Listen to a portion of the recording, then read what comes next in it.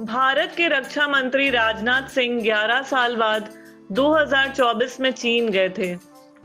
एक महीने पहले भारत के विदेश मंत्री एस जयशंकर एक समारोह में चीन गए और राष्ट्रपति तथा चीन के विदेश मंत्री से मिलकर आए। कभी यह संकेत दिया गया था कि चीनी राष्ट्रपति भी आएंगे और भारत के प्रधानमंत्री भी चीन जाएंगे।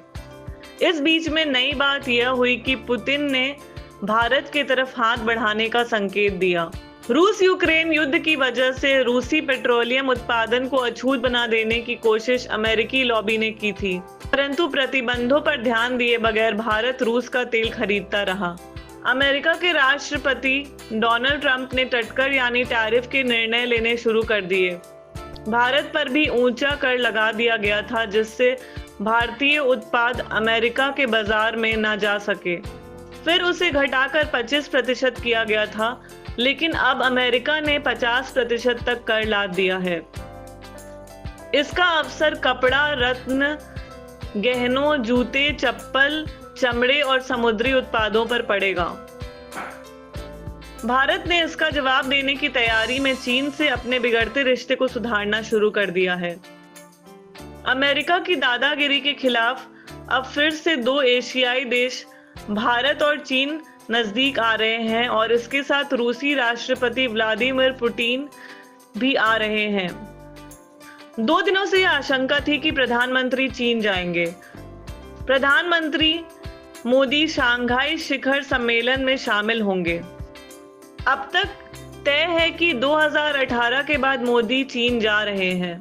रूस के साथ भी नजदीकी की बात चल रही है और रूस तथा भारत बायलैटरल यानी दो पक्षों के बीच के व्यापारिक संबंध को बढ़ाएगा। पिछले 1 साल में भारत और रूस के बीच 68 अरब डॉलर का व्यापार हुआ और यह पहले से 33% अधिक है। कच्चा तेल ही नहीं, रूस की मदद से ब्रह्मोस मिसाइल और AK-203 राइफल्स भारतीय सेना में शामिल किए गए हैं। रूस भारत चीन RIC को फिर से जीवित किया जाएगा।